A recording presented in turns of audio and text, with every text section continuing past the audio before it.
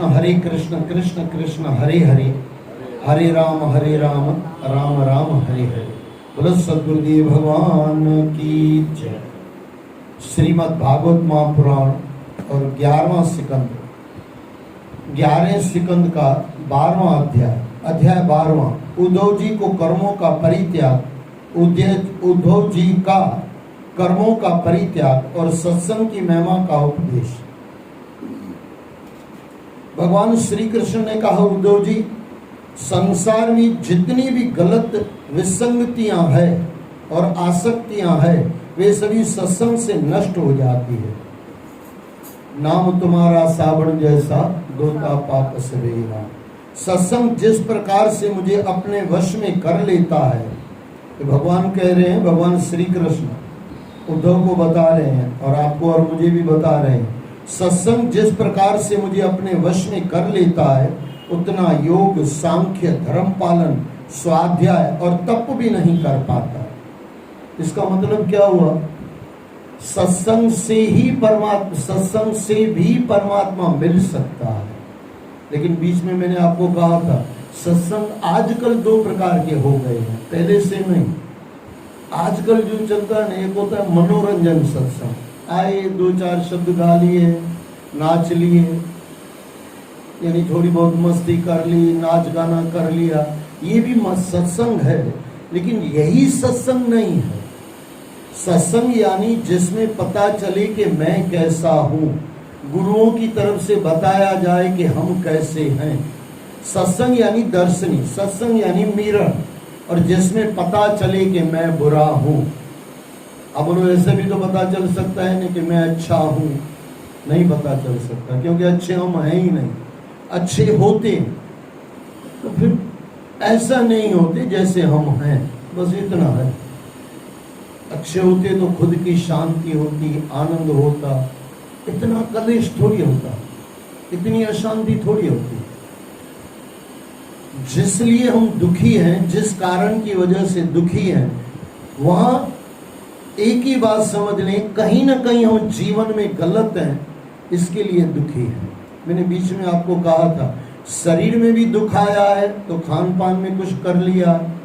अब जैसे मैं काफी बार मैंने आपको बताया, घुटने का दर्द भी है, तो 3-3, 4-4 घंटे जो पला थी, मार ली बरसों से, अब वो सब पूरा निकल गया एक साथ में। भाई आ जाओ, जो गलती मैंने की उसका भोग है। आपको बुखार भी आया ना, सीधा बुखार थोड़ी आता है, कुछ कारण होता है ना। शरीर में बीमारी है तो शरीर की बीमारी है, और मन बीमार है तो मन की बीमारी है। आपने किसी के लिए गलत सोच लिया है। कई लोग कहते हैं गलत सोचने से कुछ पाप नहीं लगता, बराबर है, गलत सोचने कुछ पाप नहीं लगता, लेकिन एक है मानसिक पाप करने से मानसिक पाप लगता है। आप बोलोगे मानसिक पाप क्या लगता है? शरीर से बुरा किया तो शरीर को दुख दिया जाएगा, मन से बुरा किया मन को दुख दिया जाएगा। अब आप बोलोगे मन का दुख क्या होता है? मन बेचैन, ज्यादातर आज देख लो, करीब करीब आज के जीवन में देख लो तो बिना कारण का आदमी दुखी है। मन से दुखी, तन से दुखी, खान पान की वजह से। और कई लोग बोलते हैं खान पान बिगड़ गया। अरे आदमी बिगड़ गया, खान पान तो बाद में बिगड़ा। आदमी बिगड़ गया, आदमी बेईमान हो गया, तब खान पान बिगड़ा ना, बराबर के ना भाई साहब। आप कुछ कहीं भी देख लो, कहीं मिलावट है। मिलावट क्यों है? क्योंकि बेईमान आदमी है। पैसे में भी कमाना है, फिर मिलावट करके भी कमाना है, भाव भी ज्यादा लेना है। आज की तारीख में ईमानदार किसको कहते हैं? आपको शायद हंसी आएगी। बोले कितना भी पैसा ले, लेकिन शुद्ध वस्तु दे तो ये ईमानदार है। भले 1000 का 10,000 दे, लेकिन शुद्ध चीज दी ना। और बेईमान क्या है? 1000 का 2000 भी ले ले चीज का, और चीज भी आधी अधूरी दे, नाप में भी दिक्कत हो, यानी माप में भी दिक्कत हो, और खाने पीने में भी उसमें भी कहीं गड़बड़ हो, घी के अंदर डालडा भरा हुआ हो। ये आज के इंसान के पाप है। और ये पाप हमारा मन, तन और धन तीनों बेकार कर लेता।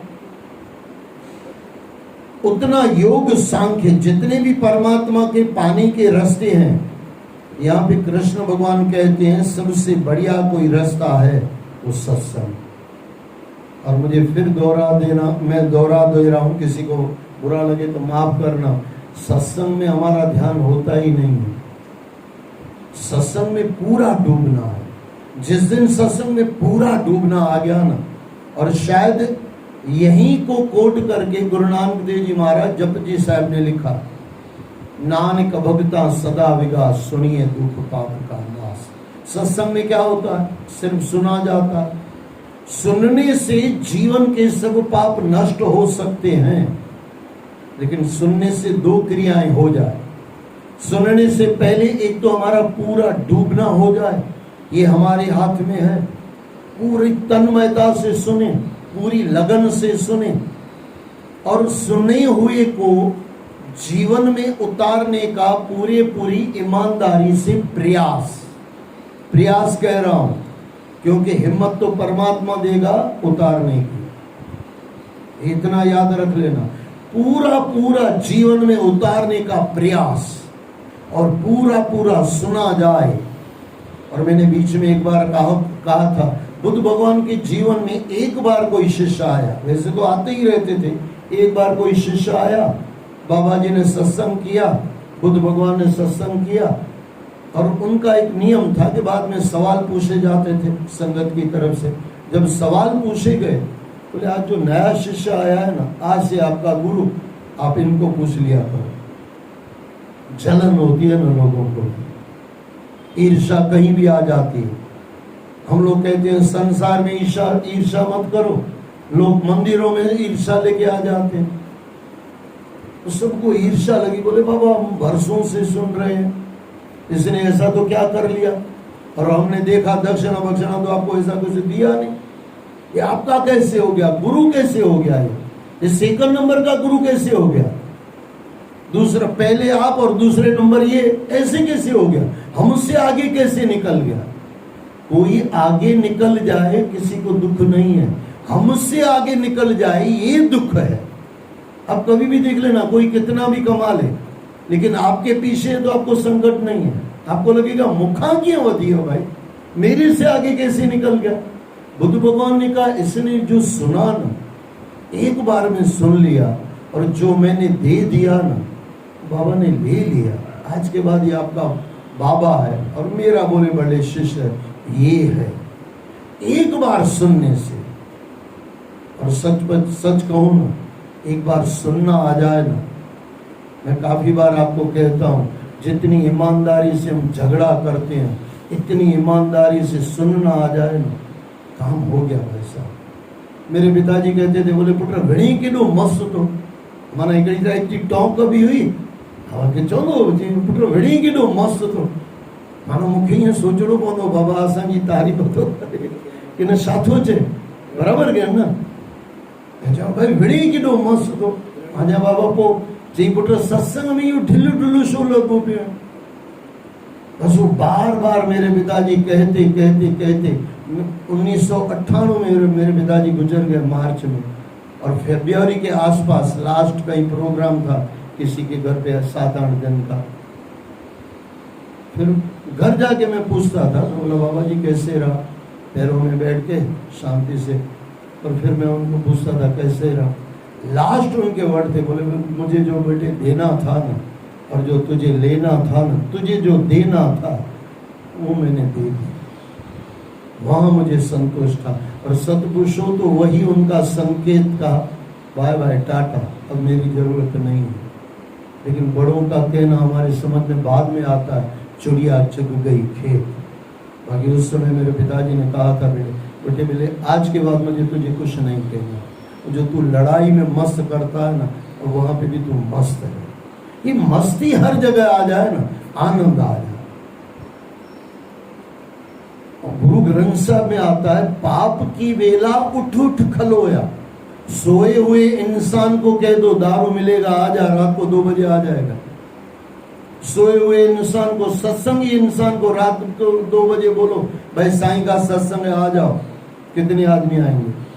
और मैं कहता हूं साईं का सच्चा शिष्य, सच्चा तो नहीं होगा, सच्चा होगा तो रात को 2 बजे भी आ ही जाएगा। लेकिन कहने का मतलब समझना, जितनी लगन दारू वाले को दारू में है, सत्संग वाले को सत्संग में है क्या? कई लोगों को ये शब्द बुरे लगते हैं मुझे।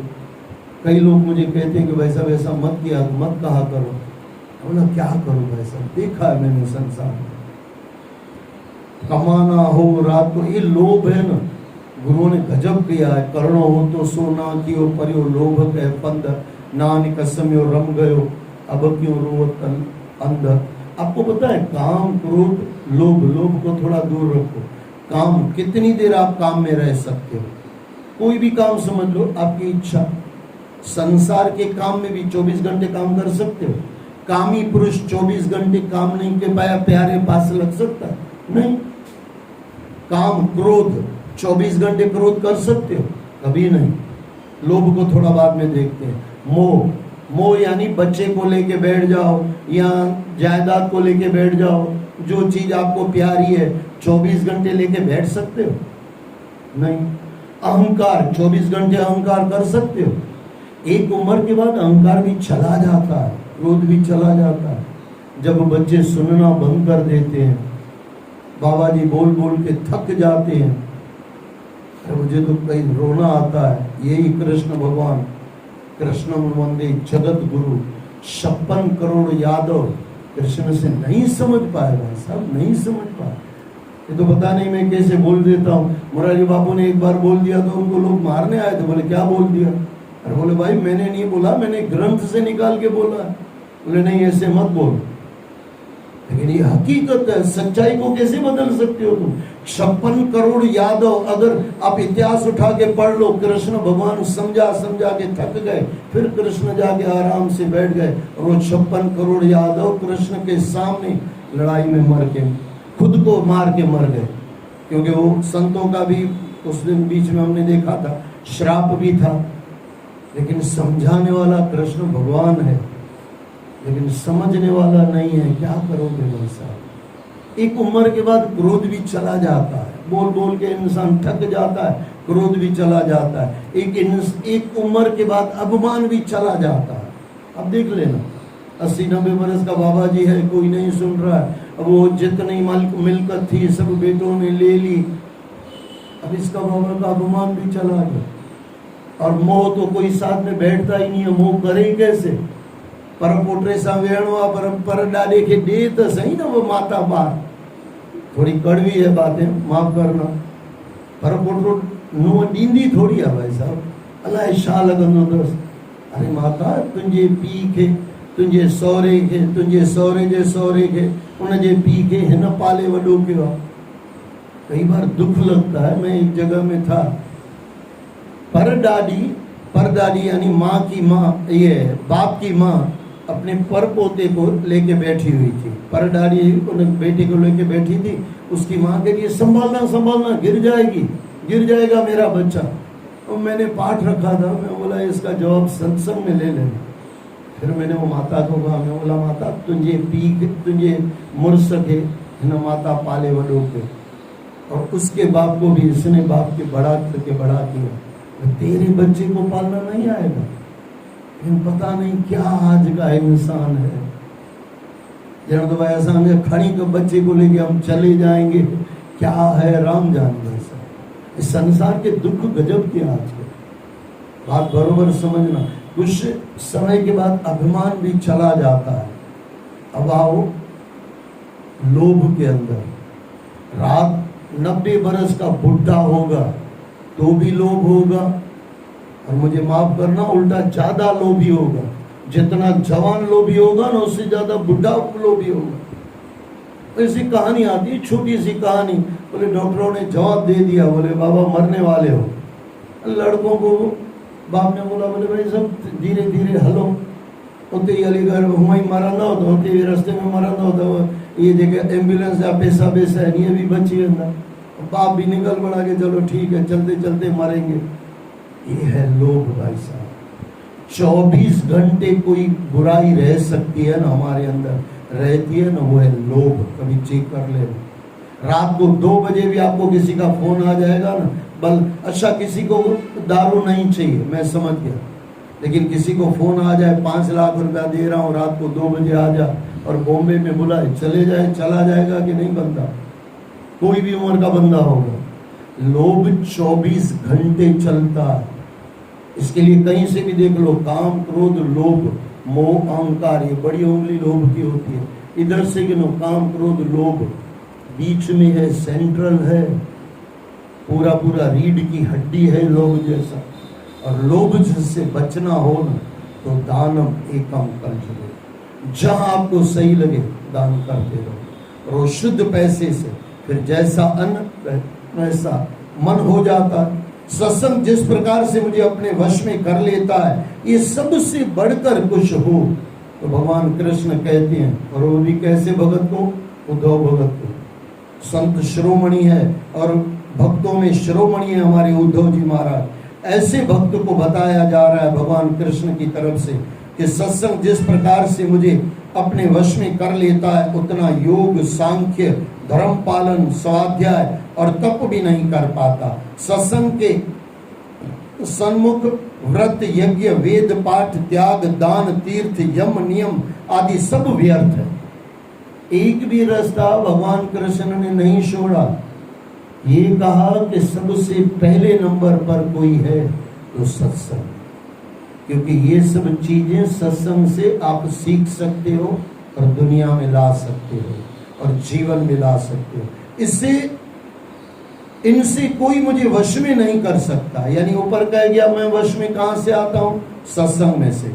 निष्पाप उद्धव जी, अब देखो मैंने कहा ना संत शिरोमणि है उद्धव जी, भगवान कृष्ण लेबल दे रहे हैं कौन सा? निष्पाप उद्धव जी। जिसको भगवान कह दे निष्पाप, क्या चाहिए उस भगत को? निष्पाप उद्धव जी, इस युग की बात ही नहीं है, सभी युगों की बात है। सत्संग के द्वारा ही दैत्य, राक्षस, पशु, पक्षी, गंधर्व, अप्सराएं, नाग, सिद्ध, मनुष्य, ऋषि, मुनि, गोप, गोपियां, सन्यासी, भक्त, योगी, मंद बुद्धि, विद्वान आदि मुझे प्राप्त कर सकते हैं। उन लोगों ने न तो वेदों का अध्ययन किया था, न विधि पूर्वक महापुरुषों की उपासना ही की थी। सत्संग के द्वारा ही मैं सहज में ही उपलब्ध हो जाता हूँ। सहज यानी ज्यादा कुछ करना नहीं पड़ता, लेकिन एक चीज है, पूरा सुना जाता है। और बीच में मैंने आपको कहा था, पंचम पातशाह गुरु अर्जन देव महाराज ने, सुखमनी साहब ने कहा है, प्रभु की उस्तत करो संत मीत, सावधान एकाग्र। जितना इंसान पापों में सावधान है, उतना इंसान सावधान अगर परमात्मा में हो जाए, सत्संग में हो जाए। और गुरुओं ने तो कहा एक घड़ी दो जगह कहा गया है। तुलसीदास बाबा ने भी कहा है रामायण के अंदर, और गुरु ग्रंथ साहब में, कबीर साहब ने कहा है। दोनों का अर्थ समझ लेना, दोनों में थोड़ा फर्क है। वैसे तो फर्क हमारे लिए तो ज्यादा है, कैसे? उसका अर्थ सुनना। एक घड़ी आधी में पुनाद, संत जना की गोष्ठी, कटे कोट पाप अपराध। एक शब्द ये है, ये बाबा तुलसीदास का शब्द इधर उधर होगा, लेकिन अर्थ यही है। 6 मिनट परमात्मा का सत्संग सुन लो। एक घड़ी आधी में पुनाद, संत जना की गोष्ठी। व्हाट इज गोष्ठी? गोष्ठी जी यानी वार्तालाप, बराबर ना? संतों और शिष्य में वार्तालाप। आज जो वार्तालाप चलते हैं वो नहीं। सच्चा भगवान श्री कृष्ण जैसा गुरु हो और सच्चा अर्जुन जैसा शिष्य हो, सच्चा शिष्य हो, सच्चा गुरु बन जाता है। सच्चा शिष्य, सच्चा गुरु मिल गया, वो वाली गोष्ठी आपस में। कितने मिनट? 24 मिनट। बोले समय नहीं है, आधा कर लो, 12 मिनट। और समय नहीं है, 6 मिनट। कई संत महात्मा तो इसको भी और थोड़ा समझाते हैं, बोले 6 नहीं 3 मिनट है। मैं बोला भाई इतना भी मत करो, 6 मिनट तो रखो। 6 मिनट करने से क्या हो जाता है? बोले करोड़ों जन्मों का पाप चला जाता है। लेकिन कबीर साहब ने थोड़ा आगे बढ़ के और कुछ कह दिया, अंत वाली लाइन बदल दी, जो कीनो सो लाभ। ये अर्थ क्या हुआ? अब थोड़ा मैं एग्जाम्पल से दे दूं, इसको एग्जाम्पल से समझना। तुलसी बाबा कहते हैं किसी ने 50 लाख का पाप कर लिया, पाप के हिसाब से, मैं पैसे के हिसाब से बता रहा हूं, 50 लाख का पाप कर दिया। बोले 6 मिनट के सत्संग से 50 लाख का पाप इसका साफ हो गया, माफ हो गया। पापों को पैसों से गिनते नहीं है, गलत अर्थ मत लेना, लेकिन मैं थोड़ा समझाने की भाषा में बोल रहा हूँ। ऐसे समझ लो 50,000 पाप, ऐसे समझ लो ना 50,000 पाप 6 मिनट के अंदर साफ हो सकता है, हो जाता है 6 मिनट के सत्संग से। कौन सा संत सच्चा हो, शिष्य सच्चा बनकर गुरु की वाणी सुने, दोनों की गोष्ठी जो गुरुओं ने कहा, संतों ने सुना, वो जीवन में अप्लाई हो जाए, 6 मिनट में पाप नाश हो सकते हैं। कबीर बाबा ने कहा, बोले बाबा थोड़ा आगे मुझे बढ़ना है। बोले बाबा आप बढ़ो आगे। बाबा ने कहा जो कीनो सो लाभ, यानी 50,000 जो हमने पाप किए वो तो नाश ही हो गए, लेकिन कुछ पुण्य भी प्राप्ति हो गया। दोनों में फर्क है कि नहीं है? जमीन आसमान का अंतर है। पाप नाश हो गए, पुण्य जमा हो गए 6 मिनट में। और हम तो वर्षों से सत्संग कर रहे हैं, सुन रहे हैं, 3-3 घंटे बैठे हैं, घंटा भले दरबार का बजाया है, अंदर का घंटा जमा नहीं है। वैसा अंदर वाला जो घंट बज जाए ना, वहां पे अगर राम और कृष्ण आ जाए ना, आनंद आ जाए वैसा। लेकिन वो कब होता है? जब पूरी तन्मयता आप परमात्मा को दे देते हो ना। सावधानी पूरी यहाँ पे हो, आंख इधर न जाए, आंख उधर न जाए, कान इधर न जाए, उधर न जाए, पूरा ध्यान यहाँ हो। बहुत कम लोगों को मैंने यहाँ पे देखा है आंख बंद करके सुनते हो, बहुत कम लोगों को। उसमें हमारे एक दादाजी भाई साहब आते, मैं नाम से बहुत कम बार बोलता हूँ, लेकिन यहाँ मैं जब सुबह में बुलाया जाता हूँ, इतना ये भी याद रख लेना, मैं बुलाने से आता हूँ, बिना बुलाने नहीं आता। कबीर हमारे तुलसीदास बाबा ने एक शब्द मस्त कहा है, आव नहीं आदर नहीं नैनो नहीं नीर, तुलसी ताधर न जाइए चाहे कंचन वर से मीर। कंचन यानी सोना। बोले सोने की बरसात दे के आपको कोई दे रहा हो, अनलिमिटेड सोना दे रहा हो, अनलिमिटेड सोना दे रहा हो, लेकिन बोले जाने से अगर उसको हर्ष नहीं है, आंखों में खुशी के आंसू नहीं है, बोले मत जाओ वहां पे, कोई मतलब नहीं। कहने का मतलब समझना। मैं कई बार जब सुबह में आता था तो मैं देखता था 2-3 आदमी थे, उसमें हमारे भाई साहब भी थे, आंख बंद करके सुनते थे। ये जो है ना, अच्छा ये मैं कहने का मतलब ये नहीं कि आप ये आंख बंद करके सुनो, लेकिन जब आपकी आंख बंद हो जाए ना, सुन लो आंख बंद करके, और जहां मन लग गया वो चीज। आंख बंद करने से क्या होता है पता है? आपने पूरा ध्यान सुनने में लगा दिया है। आंख से भी आप सुन रहे हो, कान से भी आप सुन रहे हो। अब बोलोगे आंखों से सुना जाता है क्या? हाँ सुना जाता है, नहीं देखा भी जाता है, सुना भी जाता है। अब बोलोगे कैसे?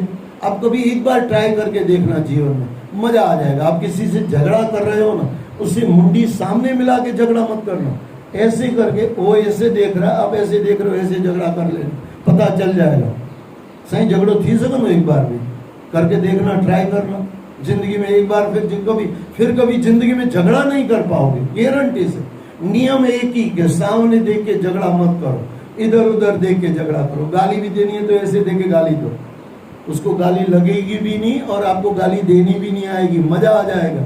लेकिन ये गलती हमारी सत्संग में होती है, मुंडी इधर भी होती है, उधर भी होती है, लेकिन आंख बंद हो जाए, पूरी मूर्ति वहां लग जाती है। पक्का हाँ नहीं बराबर सही है। तो विधि पूर्वक महापुरुषों की उपासना की थी, सत्संग के द्वारा मैं सहजी उपलब्ध हो जाता हूँ। इसलिए उद्धव तुम श्रुति स्मृति विधि निषेध प्रवृत्ति निवृत्ति और सुनने योग्य तथा सुने हुए विषयों का परित्याग करके सर्वत्र मेरा ही ध्यान करते हुए, देखो ये सर्वत्र शब्द आया, सर्वत्र यानी आंखों से परमात्मा का दर्शन, या गुरु जो बोल रहे हैं उनका दर्शन, और कान बराबर यही हो, हमारी पूरी इंद्रियां यही हो, हाथ यही हो, कर्म इंद्री ज्ञान इंद्री पूरी डूब के, और 11 मन पूरा डूब के सुन रहा हो। फिर आप एक बार भी अगर सुन लोगे ना, फिर अगली बार मन भटकेगा नहीं। मन भटकता है क्योंकि संसार में हमारा मन पूरा लगा हुआ है, और सत्संग में हम मन लगाते नहीं है। ये जो भी कहता है ना मन लगता नहीं है। मैंने तो संतों से यही सुना है, मन हम लगाते नहीं हैं। जो मन झगड़े में लग सकता है, जो मन पाप करने में लग सकता है, जो मन वासना में लग सकता है, वो मन परमात्मा में क्यों नहीं लग सकता भाई? मन तो वही है, हमारा ही मन है, कोई ऊपर से तो आया नहीं है, लेकिन हम उसमें लगाते नहीं है। रात को 2 बजे किसी को बोलो शिव चालीसा पढ़नी है या कोई मंत्र जाप करना है, बोले रात को 2 बजे थोड़ी करूंगा। उस रात को उसको बोलो रात को 2 बजे 2 लाख रुपए लेने चलना, जाएगा कि नहीं भाई साहब? अभी उसको कहाँ आलस है? आलस कहाँ है? परमात्मा के नाम में। आलसी नहीं है, आलसी जबरदस्ती का बना हुआ है। परमात्मा के नाम में आलसी और संसार के नाम में उठ उठ खड़ा हो। गुरुओं ने कहा परित्याग करके सर्वत्र मेरा ही ध्यान करते हुए समस्त प्राणियों के आत्म स्वरूप मुझे अकेले ही शरण संपूर्ण रूप से ग्रहण करो। जो मेरी शरण में आ जाता है वह पूरी तरह से निर्भय हो जाता है। देखो आप स्कूल में गए तो पूरे स्कूल में चले गए ना, सत्संग में भी जाने के बाद अगर पूरे बैठ जाओ ना, कभी भी बैठने से पहले मन में सोचो, और मोबाइल हो सके तो थोड़ा बंद करके रख लो, या कभी कभार ऐसे ध्यान हो तो फिर मत लो, खाली देख लो कि भाई रिंग आया। ऐसा कोई हमारा कोई काम अटकता नहीं है। अर्बन खरबन जोड़ों का ऐसा कोई काम नहीं कि धंधा अटक जाएगा। कल मैं बाबा ये हमारे पंडित जी से बैठा हुआ था, तो यहाँ पे लिखा हुआ ना सत्संग का मोबाइल प्रयोग मत करें। मैंने पूछा ये हमारे संतों के लिए है इधर वालों के लिए कि इधर वालों के लिए? बोले भाई साहब आपको क्या लगता है? मैं बोला मुझे लगता है मेरे लिए लिखा गया कि सत्संग का प्रयोग मोबाइल में न करें। तो मैं तो सत्संग सुने अंदर ही सुनाता रहता हूँ। फिर वो हम तो मजाक कर रहे थे, लेकिन बरोबर समझना बिना कारण का आप मन बाहर भटकाओ मत भटकाओ। आप भटकाते हो तो भटकता, पहले हम भटकाते हैं फिर मन नहीं छोड़ता, फिर कहीं भी भटकता रहता है। शुरुआत हमारी है। कई लोग बोलते हैं बच्चे मोबाइल छोड़ते नहीं है। ईमानदारी से बताना, 2-3 बरस का बच्चा होता है, पहली बार मोबाइल इसको दिया किसने? माँ ने या बाप ने। बाप को बच्चे के लिए टाइम नहीं है, दे दिया मोबाइल। अभी ये बच्चा 2 बरस का 2.5 बरस का, और कुछ आए ना आए उंगली चलाने आती है, तुम भी पास या सब ना पास, खाली माँ पास। देखना बच्चे को ऐसे करना आता है। अभी ये क्या कर रहा है बच्चा? मोबाइल 2.5 बरस के बच्चे को आपने दे दिया, ये 10 बरस का बच्चा, अब आप इसको बोलते मोबाइल रखो, कैसे रखेगा भाई साहब? गलती आपने की। 2-2.5 बरस का बच्चा था, 2-2.5 बरस में अगर बच्चे को मोबाइल नहीं दिया होता ना, 10 बरस में अगर 10 बरस तक बच्चे को नहीं दिया होता ना, बाद में जब आप मोबाइल देते ना, तो जब ये जरूरत होगी तब वो मोबाइल चलाएगा। लेकिन इसने तो क्या सीखा है? जब भी माँ कोई चीज नहीं दे तब वो मोबाइल सुनना है। बस ऐसा ही है ना, माँ को टाइम नहीं होता, बच्चे को मोबाइल दिया जाता है, वे छोटे सुन दो। रात जो 2 बजे तक वो माँ आराम से सो जाएगी, बच्चा मोबाइल चलाता रहेगा। देखा है मैंने माँ बापों को। बाप को भी टाइम नहीं है माँ के लिए, ये बच्चे के लिए। आज 1-2 बच्चा होता है, माँ बापों को टाइम नहीं होता। पहले तो सही 8मल 9मल देव डह वरी 10 के बाद कोई आए तो बसर मल पटाटो मल वरी उहे गठी वञे तो सूमर मल मंगल बुधर रम बुधर दे असां तो होटल है रामनगर में। हाँ, मन कहने का मतलब समझना, इतने बच्चे पैदा कर लेते थे, फिर भी कभी माँ बाप बच्चों को कहते नहीं थे कि तेरे लिए मुझे टाइम नहीं है। माँ बाप बच्चे के लिए टाइम निकालते थे, 10 पैसा कम कमाते थे, लेकिन बच्चों के साथ रहते थे। आज का इंसान करोड़ों कमाता है, लेकिन बच्चे के लिए 10 पैसे का टाइम नहीं है। वो आपने कहानी सुनी होगी, छोटी सी कहानी है, बीच में मुझे बहुत कुछ याद आ जाता है, बहुत पुरानी कहानी है, और वो पुरानी कहानी आज के संदर्भ में बराबर फिट बैठती है। बोले एक बहुत बड़ा वकील था, बच्चे ने अपने बाप वकील से पूछा, यानी वकील के बेटे ने पूछा, बोले बाबा आप रोज के कितने कमाते हो? उसने जो भी बोला होगा, 10,000 20,000 जो भी होगा, 20,000।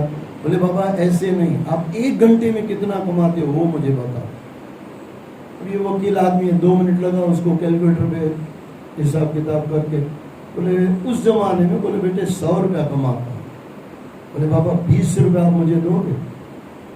बोले बेटे तेरे लिए ही मैं सब कमा रहा हूँ। बोले नहीं नहीं बाबा ये सब रहने दो, खाली 20 रुपया मुझे दो।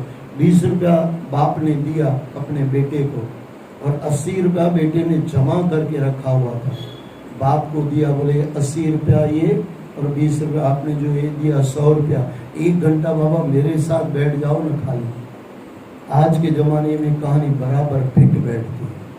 उस ज़माने में क्यों लिखी गई थी मुझे पता नहीं है, उस ज़माने में ऐसा होता नहीं था, इस ज़माने में ऐसा होता है। माँ बाप को बच्चों के लिए टाइम नहीं है, होटलों में खाने के लिए टाइम है। अच्छा ऐसा अब क्या बोले समाज को भाई साहब, क्योंकि ज़्यादातर वर्ग वही बैठे रहते हैं। माँ ये बाप और बेटा साथ में बैठ के दारू पीते हैं। अरे कौन सा कल्चर लेके आए हो, क्या लेके आए हो, ये बेटा तुम्हारी क्या इज्जत करेगा, पता ही नहीं है भाई साहब। फिर क्या लोग माँ बाप क्या बोलते पता है, मैं नहीं पिलाऊंगा तो बाहर पी लेगा। अच्छा तू नहीं मारे, ये भगवान भी मार, तू मार दे, क्योंकि भगवान भी मार ही देगा, तू नहीं मारेगा तो सबको मार दे। फिर ऐसे ऐसे मूर्खों के झुंड बैठ गए हैं। कई लोग बोलते हैं बकरे नहीं खाएंगे तो कितने बकरे भर जाएंगे। मैं बोला आदमी कितने हो गए हैं पता है? अपने बेटों को काट के खाते जाओ फिर, बराबर के नहीं, लेकिन अपने बेटे को नहीं काटेगा, काटेगा दूसरे बेटों को। कहने का मतलब समझना, आज के इंसान को सोच ही नहीं है क्या कर रहा है, बस कर रहा है अंधों की तरह, नशे में कर रहा है, न उसका फल देखता है। आप बोलोगे फल में तो भगवान कृष्ण ने कहा फल की इच्छा मत करो, सोचो मत फल क्या दिया जाएगा। और मैंने बीच में आपको कहा था जब भी पाप करो ना 10 बार सोचो इसका फल क्या मिलेगा, और जब पुण्य करो ना कभी मत सोचो इसका फल क्या मिलेगा। भगवान कृष्ण ने इसी अर्थ में कहा है फल की इच्छा मत करो। लेकिन हम क्या करते हैं, जब वो पाप करते हैं कभी सोचते ही नहीं है, फिर वो भगवान का लेके आते हैं, बोले सोचो ही ना, फल शामिल दे माजे माता, सोच क्या फल मिलेगा।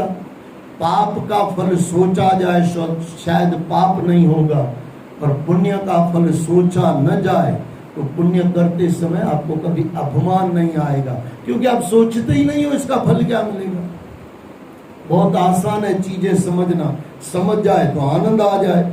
उद्धव जी ने कहा प्रभु आपके उपदेश सुनने के उपरांत भी मेरा संदेह मिट नहीं रहा है। मेरी समझ में यह नहीं आ रहा है कि मैं अपने धर्म का पालन करूं या सब कुछ छोड़कर आपकी शरण में आ जाऊं। कृपया कर मेरी दुविधा को दूर कीजिए। भगवान श्री कृष्ण ने कहा प्रिय उद्धव, परोक्ष रूप से जिस परमात्मा का वर्णन किया जाता है वह वस्तुतः प्रत्यक्ष ही है। वे ही समस्त चराचर जीवों की स्फूर्ति और जीवन दान देने वाले हैं। ये जीवन आपका कोई चला रहा है ना, मेरा जीवन तो परमात्मा ही चला रहा है। जीवन चलाने में या जीवन में कोई भी कार्य करने में आपका और मेरा इतना भी हाथ नहीं है, सब परमात्मा का है। एक ओंकार सतनाम कर्ता पुरख, वही करवा रहा है, वही कर रहा है।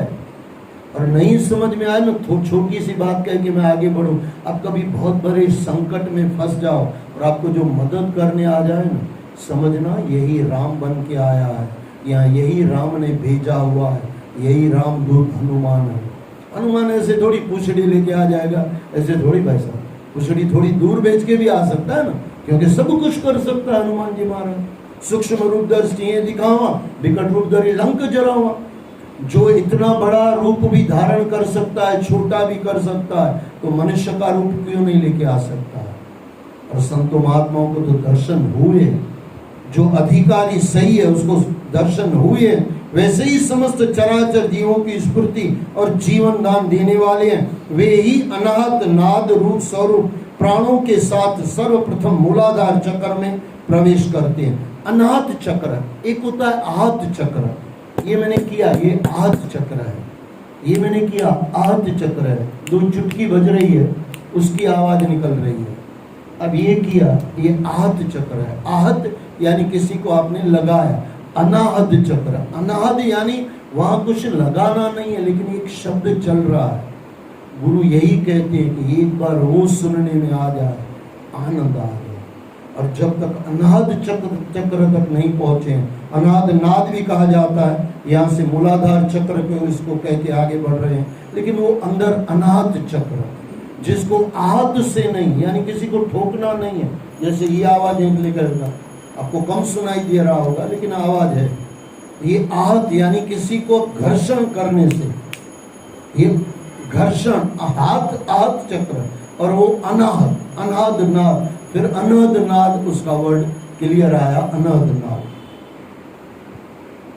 वे ही अनाहत नाद स्वरूप प्राणों के साथ सर्वप्रथम मूलाधार चक्र में प्रवेश करते हैं, उसके बाद मणिपुर चक्र नाभि स्थान, उसके बाद विशुद्ध चक्र कंठ स्थान, फिर मुख में आकर वाणी का रूप ग्रहण करते हैं। वाणी में मेरा स्वरूप शब्द ब्रह्म के रूप में होता है। तदुपरांत मेरे द्वारा समस्त इंद्रियां सक्रिय हो उठती है।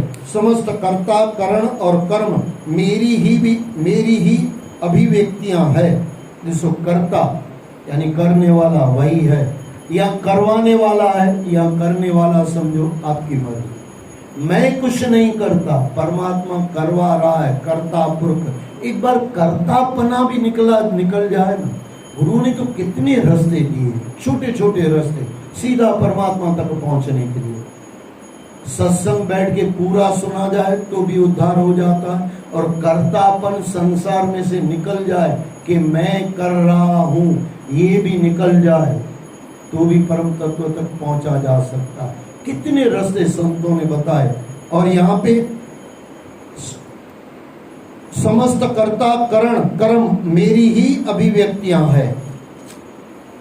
सभी शरीरों को जीवन देने वाला मैं परमेश्वर ही इस त्रिगुणमयी प्रकृति को अपनी माया से अभिव्यक्त करता हूँ। सत्व रजतम ये तीनों से चलता रहता है। आदि पुरुष के रूप में पहले एक मैं ही था और अव्यक्त था। जैसे उपजाऊ खेत में बोया गया बीज, उसी बीज में मैं अनेक रूपों में अभिव्यक्त होता हूँ। सूत के बिना जैसे वस्त्र का अस्तित्व नहीं होता, किंतु वस्त्र के बिना सूत का अस्तित्व होता है। धागा होता है, कहीं कपड़ा है तो धागा होगा ही होगा, इसकी वजह से ये कपड़ा है।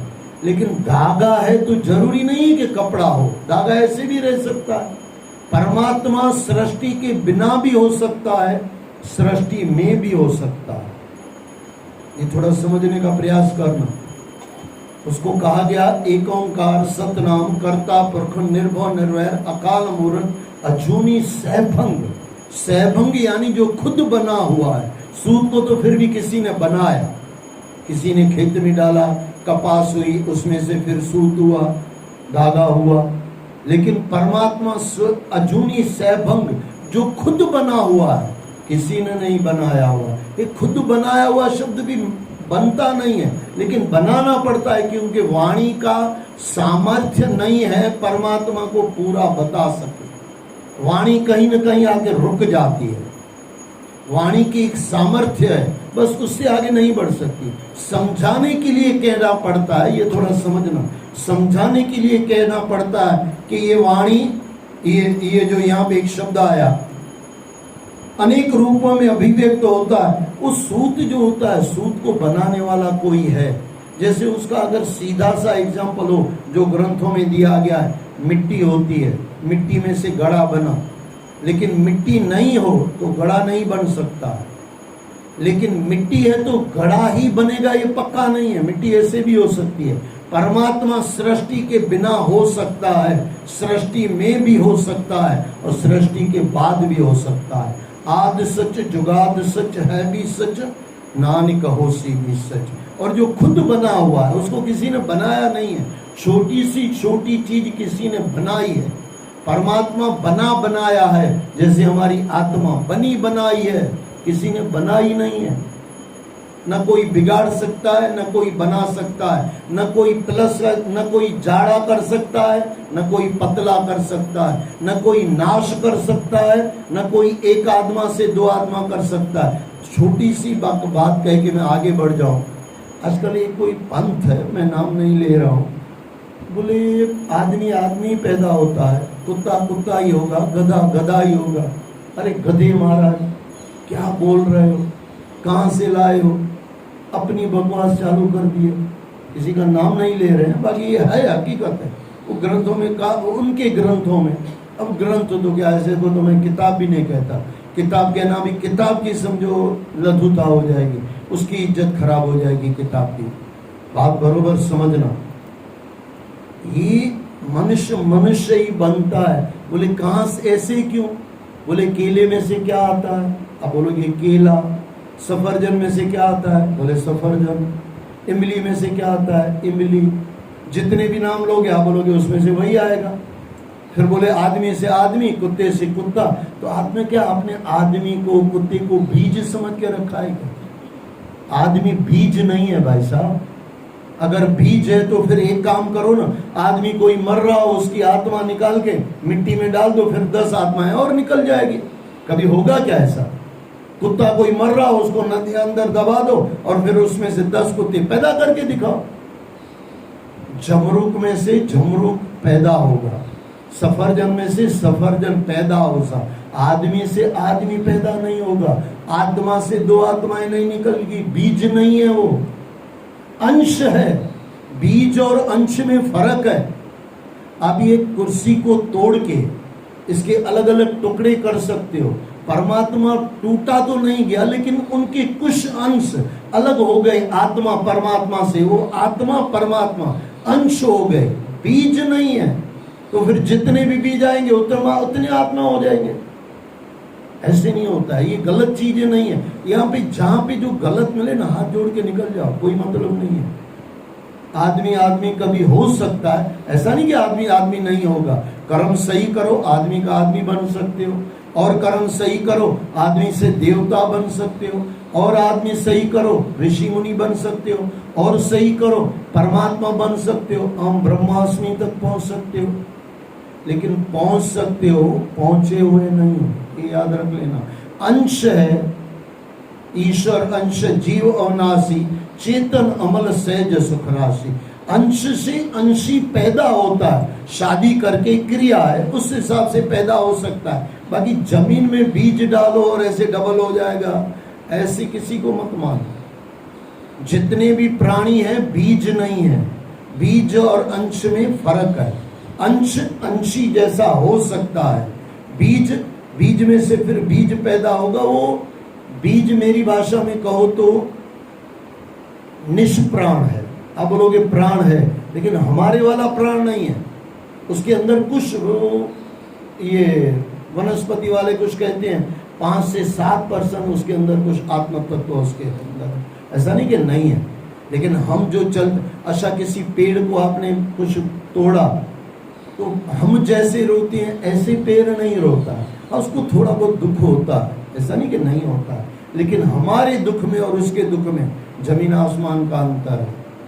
प्राणी के अंदर जो आत्मा है और उसके अंदर जो आत्म तत्व है, हाँ एक अंश में वो परमात्मा का अंश है, लेकिन उसमें और हमारे में कई, हमारे तो गुरु ग्रंथ साहब में आता है सदियों पहले हम कभी पत्थर थे, शैल पत्थर में जंतो पाए, वो पत्थर में से फिर आत्मा आगे बढ़ती गई, परसेंटेज बढ़ते गए बढ़ते गए बढ़ते गए आत्म तत्व का, फिर वो जाके इंसान का जन्म हुआ 84 लाख योनियां पार करके। इससे पहले तो किसी पत्थर में भी हम थे, पत्थर में भी हमारा था, लेकिन वो परिवर्तन होते होते ऊपर बढ़ते बढ़ते उन्नति करते करते करते आत्मा में पहुंचे। बोले अब ऐसा काम मत करना कि वापस कभी पत्थर बनना पड़े। अच्छा इसका कोई सचोट एग्जाम्पल चाहिए कि आदमी कभी न कभी पत्थर भी रहा है। गौतम ऋषि अपनी धर्मपत्नी को क्या श्राप दिया? पत्थर बन जा तू। यानी कहीं न कहीं पहले पत्थर में से इंसान बना होगा, उसके दिमाग में रहा होगा गौतम ऋषि के। इसके लिए कहा ना अभी तू पत्थर में से इंसान बनी है, तो वापस पत्थर बन जा। संत महात्मा कहते हैं ऐसा कोई कार्य मत करना कि वापस पत्थरों की दुनिया में जाना पड़े, यहाँ 84 लाख योनियों में जाना पड़े। 84 लाख योनियों से भी नीचे की योनियां है ये पत्थर, और उसमें से धीरे धीरे फिर ऐसे कहते हैं वनस्पतियों में भी कहीं ना कहीं कुछ आत्म तत्व है, लेकिन उस आत्म तत्व में अच्छा किसी बकरी को काट के खाओ वो रोएगा। शाक भाजी काट के खाओ, शाक भाजी थोड़ी रोएगी वैसा। हाँ, उसको कहीं ना कहीं अंश 1% थोड़ा लगता होगा, लेकिन वो जरूरी है। शाक भाजी खाना जरूरी है, और मांस मछली खाना वासना है, आप उसमें पाप में जा रहे हो, वहां आप किसी की हत्या कर रहे हो, और वहां हत्या नहीं है, वो आपको खाने के लिए जरूरी है। और वो यहाँ पे जो गुरु कह रहे हैं, भगवान कृष्ण कह रहे हैं, जैसे उपजाऊ खेत में बोया गया बीज उसी बीज में से अनेक रूपों में अभिव्यक्त होता है, सूत के बिना जैसे, क्योंकि वो बीज ऊपर शब्द आया, इसी में से मैं आगे चला गया। सूत के बिना जैसे वस्त्र का अस्तित्व नहीं होता, किंतु वस्त्र के बिना सूत का अस्तित्व है, वैसे ही इस जगत के न रहने पर भी परमात्मा रहता है, परंतु इस जगत का अस्तित्व परमात्मा के बिना कुछ भी नहीं है, न हो सकता है। कर्म इस संसार रूपी वृक्ष की परंपरा है, कर्म इस संसार रूपी वृक्ष की परंपरा है, वृक्ष की परंपरा है, तथा फल फूल इस वृक्ष के मोक्ष और भोग है। जिसमें जिस जीवन से मोक्ष मिल जाए, ये जीवन सफल है। भोग इतने भोगे जाएं कि परमात्मा से दूर न कर दे। भोग भोगने हैं, यानी कैसे? खाना पीना है, कई लोग कहते हैं ये भी तो भोग है, लेकिन ये शरीर के भोग है, वासना के भोग नहीं है। वासना अटकाती है, भटकाती है, और भोग यानी कुछ खाना पीना है। कई लोग कहते हैं ये चाय है, ये भी थोड़ा भोग है, लेकिन वो आपको कहीं परमात्मा से दूर नहीं करते। हाँ, वो हमारे कृष्ण भगवान वाले तो कहते हैं ये तो बहुत बड़ा पाप है, और चाय को बहुत बड़ा पाप मानते हैं। होगा भाई, उनकी सबकी अपनी अपनी एक रीत है, लेकिन इतना है जितना हो सके ना, किसी की हिंसा मत करो, अहिंसा परमो धर्म। और जो जरूरी है परमात्मा तरफ चलना। बाकी फोकट की दुनिया, कुछ तो लोग कहेंगे, लोगों का काम है कहना, छोड़ो बेकार की बातें, बीत न जाए हमारा परमात्मा। मोक्ष और भोग है। उद्धव, इस संसार रूपी वृक्ष का बीज दो भागों में बटा हुआ है, पाप और पुण्य। असंख्य वासना इनकी जड़ें हैं। देखो यहाँ पे वासना कहा गया, असंख्य वासना इनकी जड़ें हैं, और 3 गुण सत्व रज और तम इनके तने हैं। 5 भूत जल पृथ्वी अग्नि वायु आकाश इसकी प्रधान शाखाएं हैं। शब्द आदि 5 विषय इनमें से इसमें रस रूप में विद्यमान है। 11 इंद्रियां इसकी शाखाएं हैं, तथा जीव और ईश्वर 2 पक्षी इसमें घोंसला बनाकर रहते हैं। इस वृक्ष में वात पित्त और कफ 3 प्रकार की शाल है। इसमें 2 तरह के फल सुख और दुख लगते हैं। यह विशाल वृक्ष सूर्य मंडल तक फैला हुआ है। अनेक विषय वासनाओं और कर्म बंधनों में फंसे। देखो यहाँ पे आया विषय वासनाओं में फंसे। मैंने काफी बार आपको कहा है, फुल्का तो भगवान राम ने भी खाया था, रावण ने भी खाया था, लेकिन राम ने अलग चीज के साथ फुल्का खाया था और राम ने अलग चीज के साथ फुल्का खाया था, बस इतना फर्क है। सात्विक अन्न जो शरीर को चलाने के लिए खाना है वो सात्विक हो गया, और फिर राजसी तामसी तो फिर तो कुछ भी खाते रहो, और राजसी तामसी हो गया।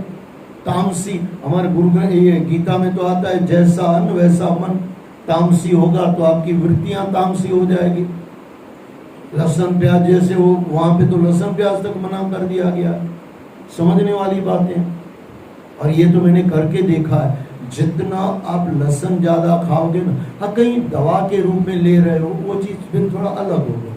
कई डॉक्टर कहते हैं कि भाई कोई हार्ट की प्रॉब्लम है तो एक गोली की तरह एक ले लो, तो गोली की तरह ले लो, उसमें आपको कोई नुकसान नहीं।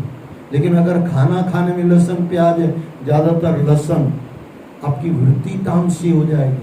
आप देख लेना, आपके विचारों को परिवर्तन कर सकता है। ये एक दिन में नहीं होता। आप 45 दिन बोलो कि मैं लहसुन नहीं खाऊंगा, 45 दिन के अंदर बाद में जो आपका मन बनेगा ना वो अलग बनेगा। ये मैंने करके देखा है, करवा के देखा है, अलग होता है, पूरा मन अलग होता है।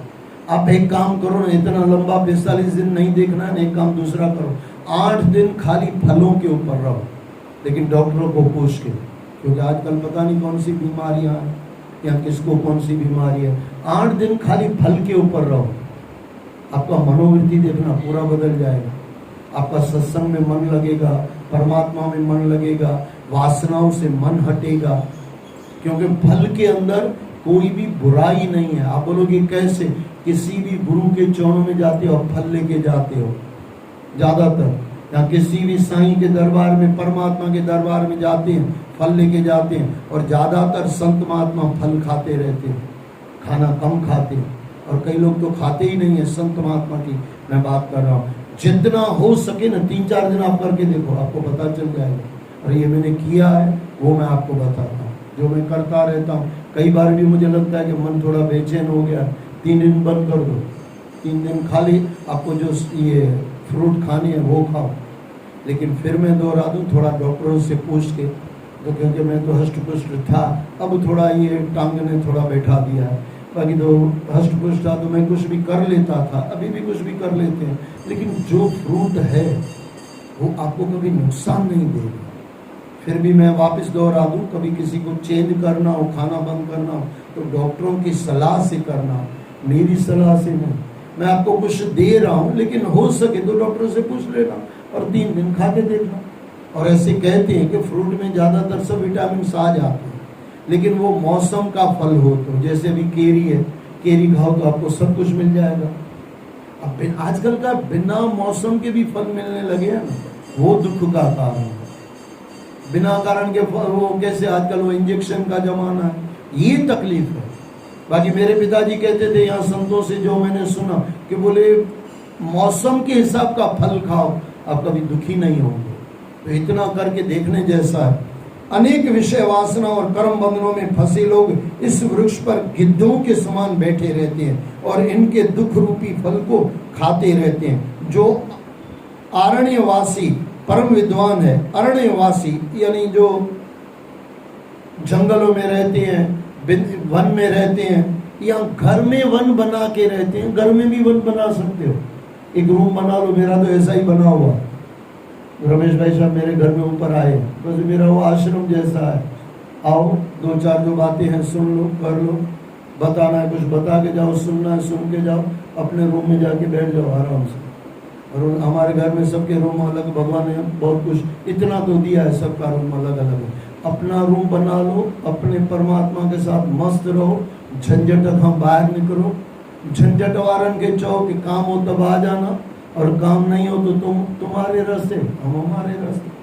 थोड़ा झंझटों से, ग्रह काल नाना जंजाला, हमारे तुलसी बाबा ने कहा है, यानी घर को छोड़ना नहीं है, गलत अर्थ मत लेना। जो अरण्यवासी परम हंस विद्वान है और विषय वासनाओं से विरक्त हैं, वे इस वृक्ष पर राजहंस के समान विहार करते हैं और सुख रूपी फल को खाते हैं। प्रिय उद्धव, मैं एक ही हूँ और अनेक रूपों में अपने आप को अभिव्यक्त करता हूँ। वह मेरा मायावी रूप है। जो इसे समझ लेता है वह अपने भव बंधनों और कर्मों को छोड़कर मुझ में एक रूप हो जाता है और जीवन मृत्यु के चक्र से छूटकर मुक्त हो जाता है। बोलो श्री कृष्ण भगवान की जय। यहाँ पे थोड़ा आज लेट हुआ, क्योंकि भगवान कृष्ण उपदेश दे रहे थे, और वो किसको? इतने बड़े संत शिरोमणि उद्धव को। तो हम भी थोड़ा उसमें बह गए, तो थोड़ा समय निकल गया। जय जय श्री राधे, जय जय श्री राधे, जय जय श्री राधे।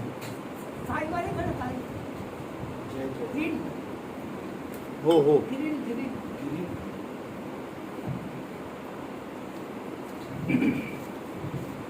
तन मन इंद्रिय प्राण बुद्धि हे हरि रहे निरो